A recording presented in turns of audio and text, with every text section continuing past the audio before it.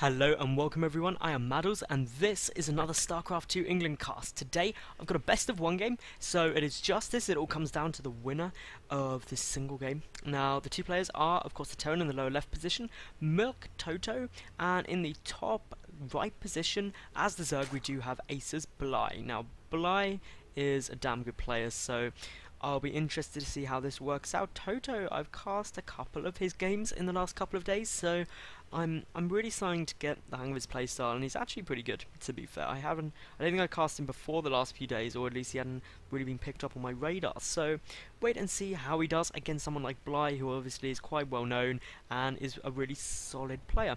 Now, obviously the map being Daybreak, it is the tournament version, so supply depots are at the bottom of the ramps. Now Daybreak has an exceptionally long rush distance, but Bly going for that extract trick, everything normal there. Obviously Bly, his ultimate aim will be to get about 15 hatch, 16 pull. That compared to Toto should go for a 1 racks command center. You can possibly get away with actually going command center first on Daybreak, but I think 1 rack CC is the most solid, well-rounded opening you can possibly get as Terran against Zerg, and I really strongly suggest any Terran players watching go for it because it just works really nicely. The follow-up to of course that 1 rack CC, probably both gas will be taken relatively quickly. That will then of course allow a factory and a reactor to be built and reactor head-ins to come out, really just to supply some map control. Possibly might see in addition to that some Banshee or a Cloak Banshee as well, because there is this dead space behind the main, so you can come in, harass the main's mineral line, meanwhile poking in the front. That'll split the queens up, maybe allowing the Hellions to get into the natural and deal some damage. Anyway, Bly does have his natural down now. We do have a gas actually on the way out for Toto, so this is a slightly unusual build. We will wait and see what exactly it is going to be used for, but typically in TvZ you don't see this gas that early, so I'll be very interested to see how Toto uses that and what Bly does when he scouts it, of course, because 1 gas means that they're probably going for some critical piece of tech. My guess would be a tech lab, and then that tech lab would be used to get a Reaper out, and then the Reaper will just come and harass up here, and there is this cliff area so it can bounce up and down. But again, it's not the best map for a Reaper in my opinion, because the rush distance is just still too big. So anyway, we'll wait and see exactly what happens. A reactor actually coming down, so this is a very interesting build at the moment. The drone will be able to see it though when it moves up. So now of course all the information is there for Bly. He knows exactly what is coming. But again, it is an unusual build. It's probably going to be a bunker rush. That's the only real thing I can see, except of course the gas is still being mined, but only 2 harvesters in there at the moment, so who knows what will be coming down. There goes the command center as well, so this build really quite interesting actually. Of course the gas still getting mined does suggest that it's going to be used for something, but who knows what. Perhaps it's just trying to be a little bit safer, maybe a bit worried that Bly's going to go for some early aggression. Of course the 6 Zerglings are on their way out. No gas though for Bly yet. There is this 1 SCV poking and prodding around, and well, while we wait to see what is revealed, there comes on the factory, so it is going to be reactor Hellions, but the reactor just got out first and before the command center was thrown down, so again just a bit more safe. You get more marines out on the field. Of course that extractor is going to be very irritating and will stay up for an awfully long time.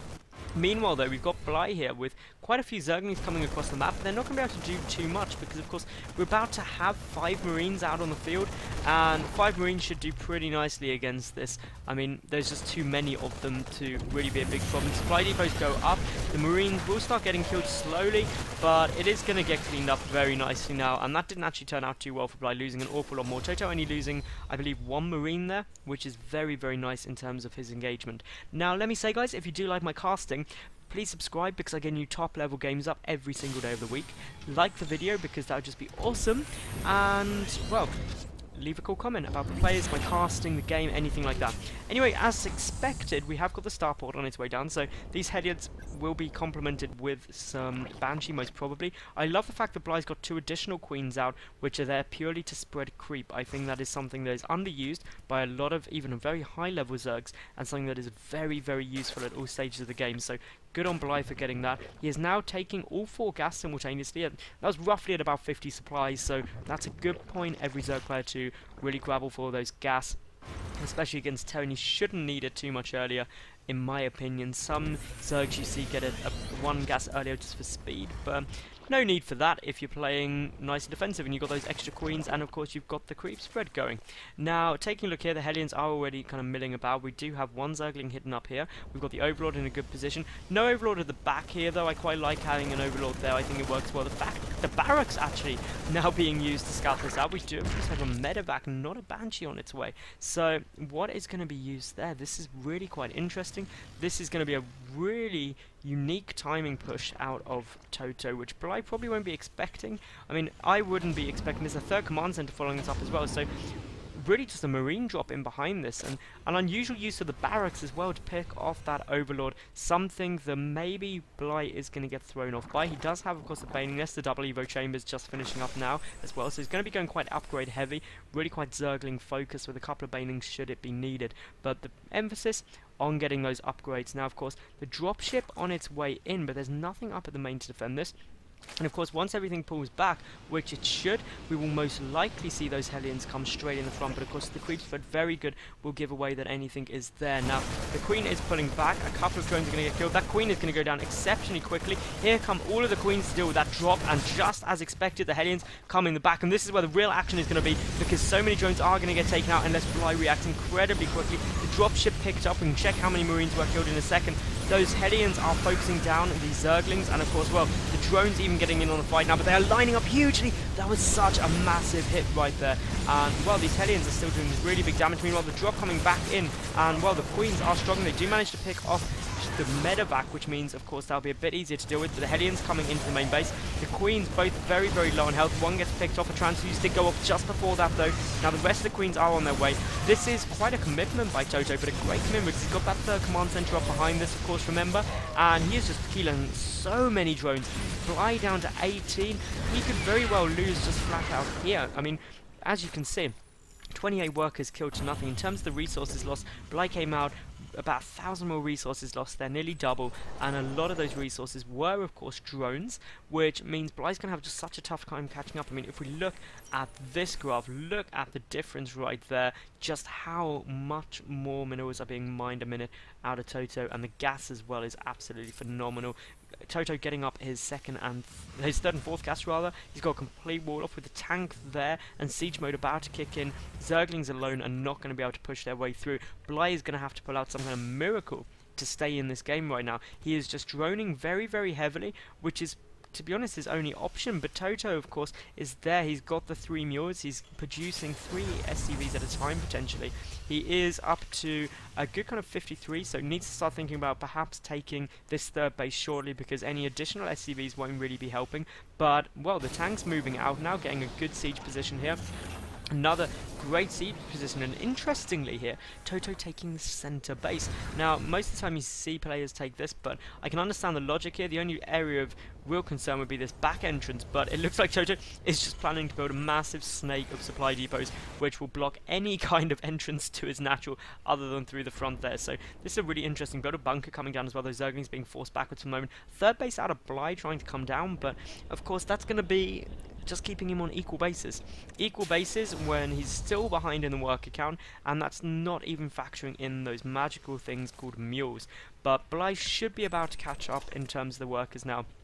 Doing nothing but droning. Does have quite a lot of bank up there already, so really just a bit short on lava. If we look here, of course, those supply depots, this is just comical. It's brilliant, but it's still comical. There's just so many supply depots just in this massive line. Maybe he's going to spell something out. We can always hope.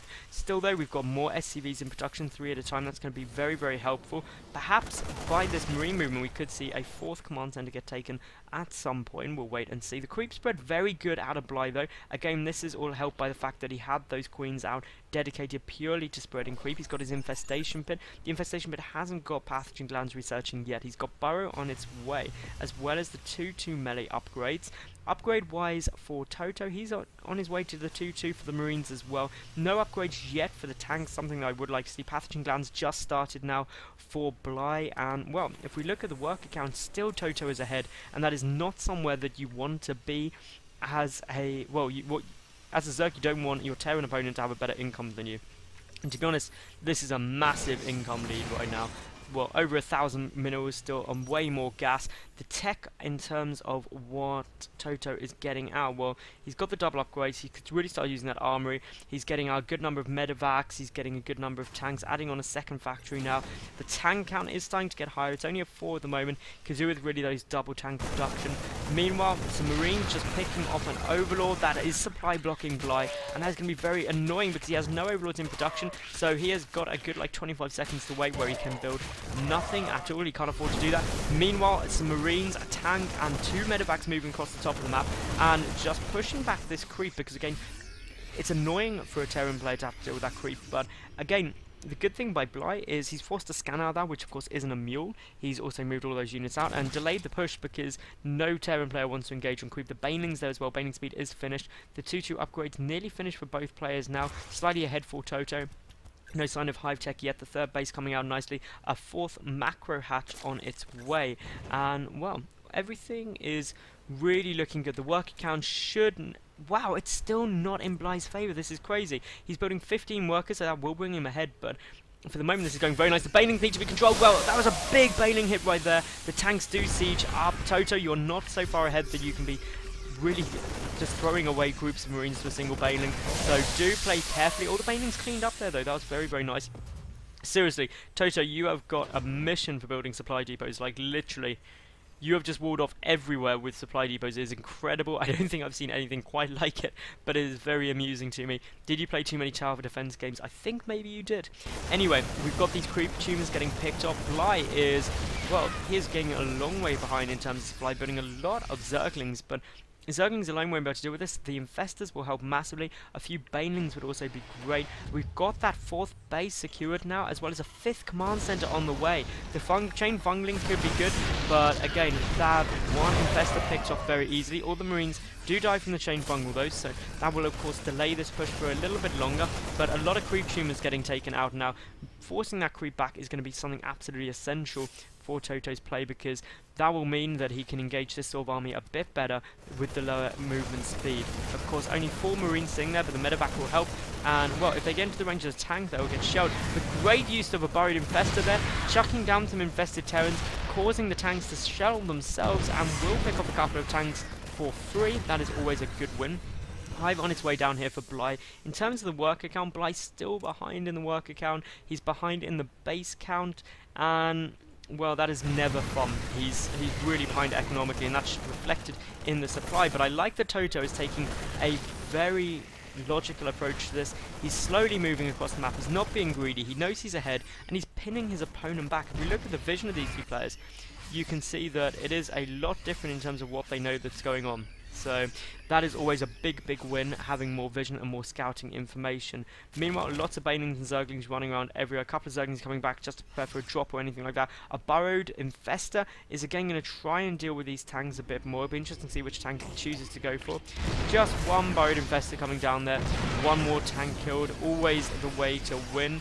Meanwhile, we've got this 3rd base under siege already from the tanks. Need to be careful of those Infestors. If they move too far forward, they could end up with some problems. Infested Terran, and again being annoying, but still the tanks slowly moving across the map. And well, we have now got a 5th base as well as a 6th command center on the way for Toto, who is just purely in macro mode, and there's very little Bly can do to stop this. He's already now a base behind, soon to be 2 bases behind. Well, he is 2 bases behind now, which is never where you want to be. Using those burrowed Infestors very effectively though, trying to deal with this army. Just chucking down those infested Terrans literally everywhere as we speak, trying to deal with the tanks. We've got the Zerglings running in, we have got big engagements everywhere, and it looks like Bly should be able to clean this up okay, but of course the reinforcements are already on their way over. All the Infestors die, bar these, and they have no energy, and still some of the Marines stay up, and the big concern is these reinforcements. So Bly managing to clean up his contain just to have a brand new force there ready and waiting from Toto,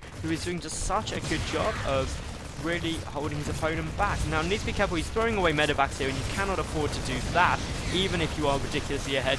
A good siege up goes down. His 3rd base is now going to be in a lot of problems. The Marines are moving forward, and currently we can see that obviously the Zerg player is being forced back, morphing quite a few Banelings there. The Ultralisk Cavern on its way down. We've got the +2, the Terran vehicle weapons on their way. Of course, 3-3 already done for those Marines. That is up against, I'm not sure if it is 3-3 for the Zerglings and everything else. Let's have a quick look. No, it's only 2-2, so the upgrade advantage there as well. That 4th place attempt from Bly has been shut down. The Banelings rolling straight into Marines. That is a bit too easy. A flank coming from the other side, but there is just too much stuff here for Toto at the moment, and Bly loses his 3rd. That now puts him on 2 bases compared to, of course, the 5 for Toto, and he has a 6th and 7th command center down there. So that is absolutely insane. They are, well, most orbital commands anyway, apart from one planetary fortress. We've got the force moving into the natural.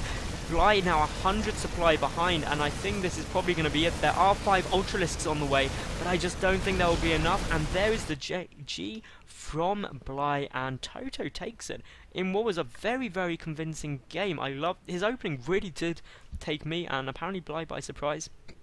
But it worked well. Anyway guys, subscribe, leave a cool comment, like the video, follow me on Twitter, and then flick over to my channel to watch some more StarCraft 2. Or if you watched all of my games, I will see you tomorrow for some more. Bye for now.